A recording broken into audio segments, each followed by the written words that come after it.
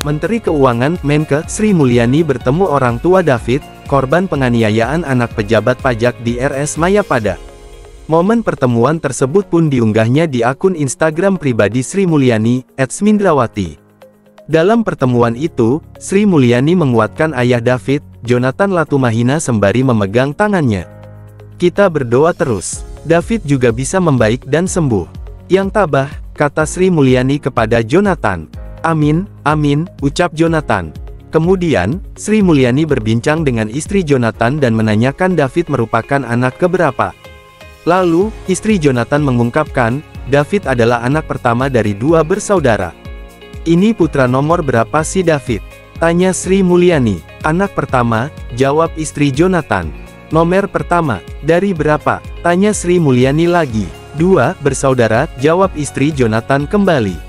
Sri Mulyani pun meminta maaf atas kejadian yang menimpa David dan berjanji proses hukum bagi pelaku akan terus berjalan. "Turut prihatin, saya minta maaf ya. Saya tegaskan lagi, proses hukum terus jalan aja. Kita akan dukung penuh semuanya," tegas Sri Mulyani kepada orang tua David.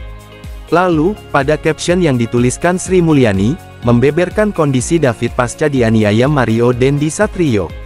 Ia menyebut, kondisi David kini lebih baik ketimbang saat pertama kali dirawat.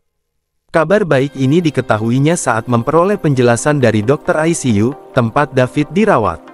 "Kami melihat kondisi David, dan mendapat penjelasan dokter ICU mengenai perkembangan kesehatan David.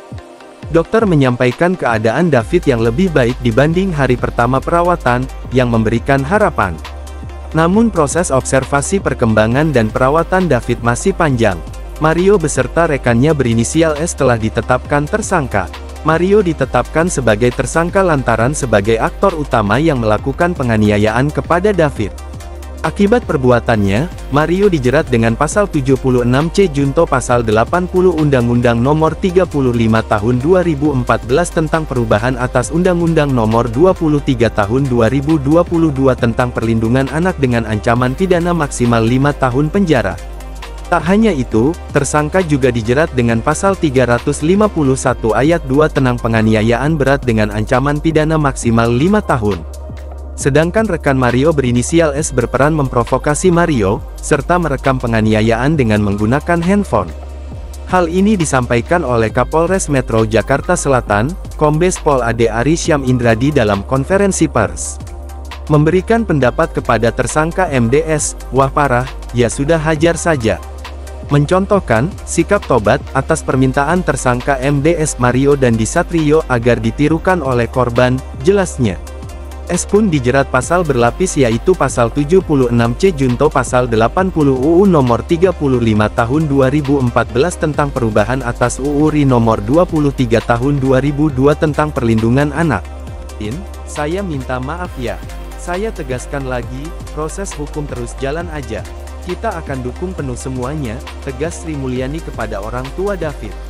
Lalu, pada caption yang dituliskan Sri Mulyani, membeberkan kondisi David pasca dianiaya Mario Dendi Satrio. Ia menyebut, kondisi David kini lebih baik ketimbang saat pertama kali dirawat. Kabar baik ini diketahuinya saat memperoleh penjelasan dari dokter ICU, tempat David dirawat. "Kami melihat kondisi David, dan mendapat penjelasan dokter ICU mengenai perkembangan kesehatan David. Dokter menyampaikan keadaan David yang lebih baik dibanding hari pertama perawatan, yang memberikan harapan. Namun proses observasi perkembangan dan perawatan David masih panjang. Mario beserta rekannya berinisial S telah ditetapkan tersangka. Mario ditetapkan sebagai tersangka lantaran sebagai aktor utama yang melakukan penganiayaan kepada David.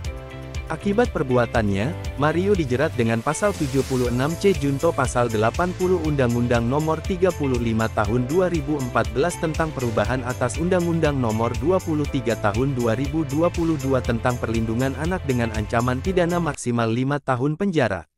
Tak hanya itu, tersangka juga dijerat dengan pasal 351